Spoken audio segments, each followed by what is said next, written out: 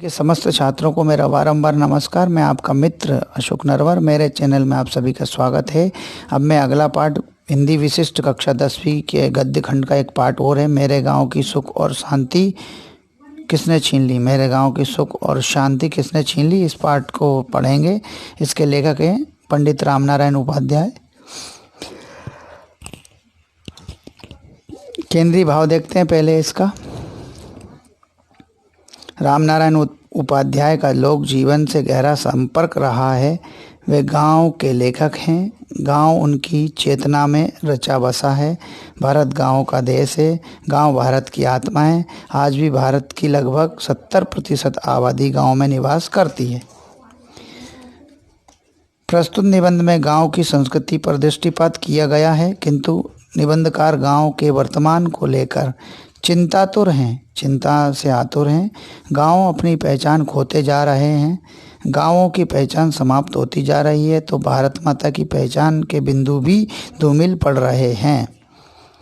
आगे बताया, गांधी और रविन्द्रनाथ जी ने सहज जीवन के प्रणेता गांवों को ही आदर्श मानकर शांति निकेतन और सेवाग्राम की स्थापना की थी।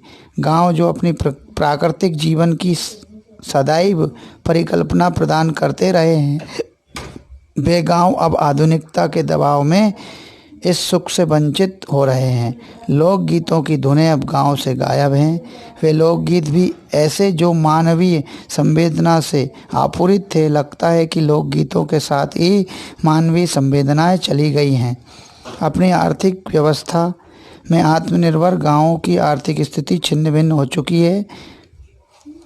गांवों से निरंतर मजदूरों का पलायन हो रहा है। गांवों का शिल्प और उसके शिल्पकार अब उदास हो गए हैं। गांवों की वे वन्य प्रकृति नष्ट होती जा रही है। पहले गांवों का आदमी निरक्षर जरूर था, किंतु वह सुसंस्कृत था।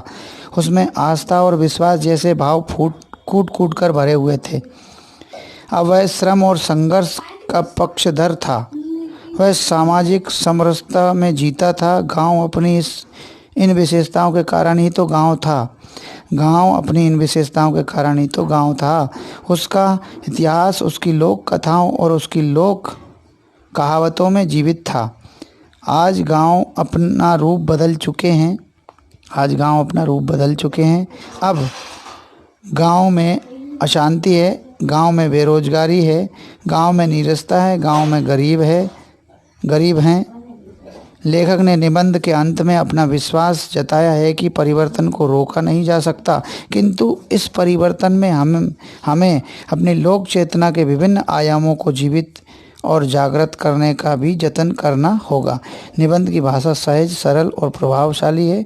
भाषा की सादगी की प्रभाव क्षमता इस निबंध में देखने को मिलती है। निबंध देखते हैं क्या है। मेरे गांव की सुख और शांति किसने छीन ली। जिन गांवों ने हिंदी साहित्य को होरी और गोबर जैसे पात्र दिए, जिन गांवों के लिए गांधी और रविन्द्रनाथ टैगोर ने शहरों की समस्त सुविधाओं को त्याग कर शांति निकेतन और सेवाग्राम को अपना कार्यस्थल बनाया। सेवाग्राम गांधी जी ने, रविन्द्रनाथ टैगोर ने शांति निकेतन। जिन गांवों में रहने के लिए साधारण नागरिक ही नहीं, कवियों का मन भी ललचाया था, वे ही गांव आज अशांति के घर हुए जा रहे हैं। और जैसे किसी भी आँख से आंसू गिरे, ऐसे गांवों के आंचल से एक एक घर टूटते ही चले जा रहे हैं। यही सब देखकर पूछने को जी चाहता है कि आखिर मेरे गांवों की सुख और शांति किसने छीन ली। मेरे गांवों की अन्न धन और लक्ष्मी कहाँ चली गई। किसान के कंठ से गीत कहाँ लुप्त हो गए। तीज त्योहार की मस्ती किसने चुरा ली। ये सब बताया उन्होंने। जिन गांवों में लोक संस्कृति का जन्म हुआ, जिसने लोक की जीवंत रसधारा को अपने हृदय में सुरक्षित रखा, वे ही गांव आज टूटते जा रहे हैं। गांव की वह पुरानी पीढ़ी भी समाप्त होती जा रही है, जिसका संपूर्ण जीवन श्वास प्रश्वास की तरह गीतों में ताने बाने पर आधारित था। गीतों में ताने बाने श्वास प्रश्वास की तरह गीतों के ताने बाने पर आधारित था। अब तो वे गोकुल से सहज सरल गांव नष्ट होते जा रहे हैं, जहां स्त्रियां भोर में उठकर आटे के साथ घने अंधेरे को भी पीसकर सुहावने प्रभात में बदल देती थी, जहां चक्की के हर फेरे के साथ गीत की नई पंक्तियां उठती थीं। लगता था जैसे श्रम में से संगीत का जन्म हो रहा है और संगीत लोरी बनकर श्रम को हल्का करने में अपना योगदान दे रहा है। ऐसे में गीत के बोल चलते, निर्मल चांदनी की रात फैली हुई है, तारे का उदय कब होगा? तारे का उदय तो पिछली रात में होगा, जब पड़ोसिन जाग जाएगी और दही पिलोने की आवाज़ के साथ चक्की का स्वर गूंजेगा। अब गांव में कोई मजदूर ये गाते हुए नहीं मिलेगा कि हे धरती माता, अपने हृदय को जरा नरम बना लो, ताकि कुदाली चलाने वाले मेरे पिया के हाथ में छाले न पड़ जाएं। अब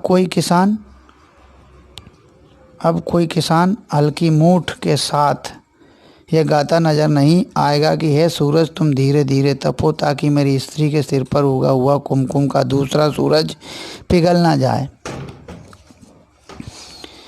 फ्लोर मिल के साथ चक्की के गीत समाप्त होते जा रहे हैं और ट्रैक्टर के साथ हल्के गीतों का लोप होता जा रहा है।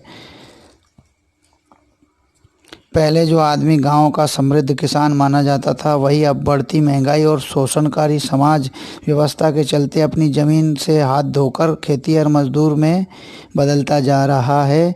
और सचमुच मजदूर था वह। ज़मीन पर से किसान का आधिपत्य कम हो जाने से शहरों में मजदूरी करता नजर आता है। गांवों में कुम्हार तो है, लेकिन उस कुम्हारी के धंधे का लोप हो चुका है। जिसकी हथेली स्पर्श पाकर माटी नए नए रूप धरती थी, जिसकी हथेली का स्पर्श पाकर माटी नए नए रूप धरती थी, वह कभी गागर बनकर पनिहारिन के सिर पर इटलाती, कभी खपरेल बनकर झोपड़ी की मांग संवारती, तो कभी नन्हे से माटी के दीप की छोनी उंगली बनकर आशा की किरण जगा जाती थी।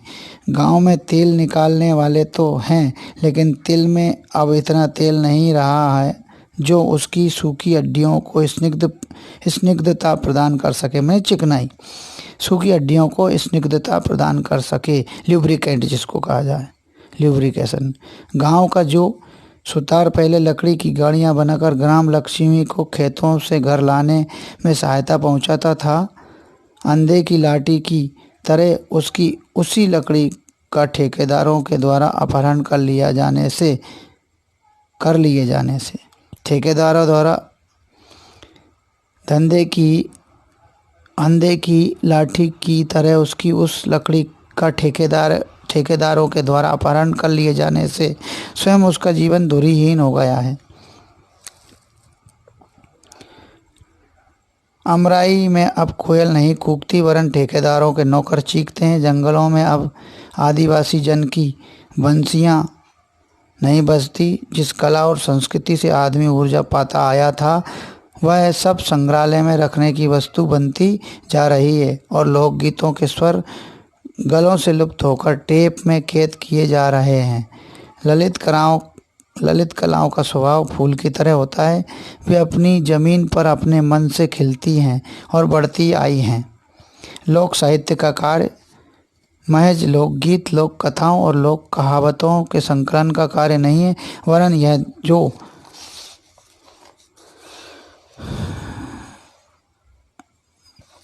अनादिकाल से अनंत काल तक मानव की जीवन यात्रा चली आ रही है, उसमें वह कहाँ गिरा, कहाँ उठा और कहाँ आगे बढ़ा, इस सब की खोज, शोध और अध्ययन का कार्य है।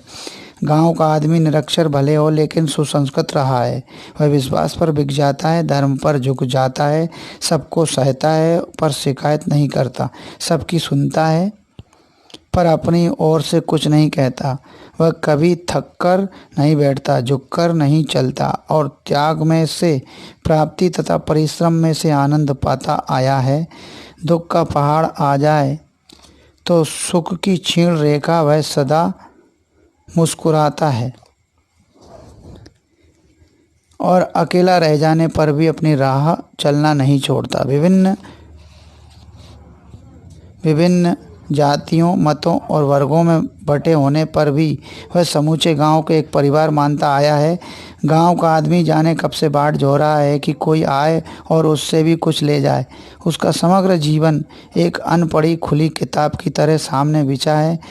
उनका रहन सहन, खान पान, वस्त्र आभूषण, आचार विचार, रीति रिवाज, विश्वास और मान्यताएं, गीत और कथाएं, नृत्य संगीत और कलाएं हमें कुछ न कुछ देने की क्षमता रखते हैं।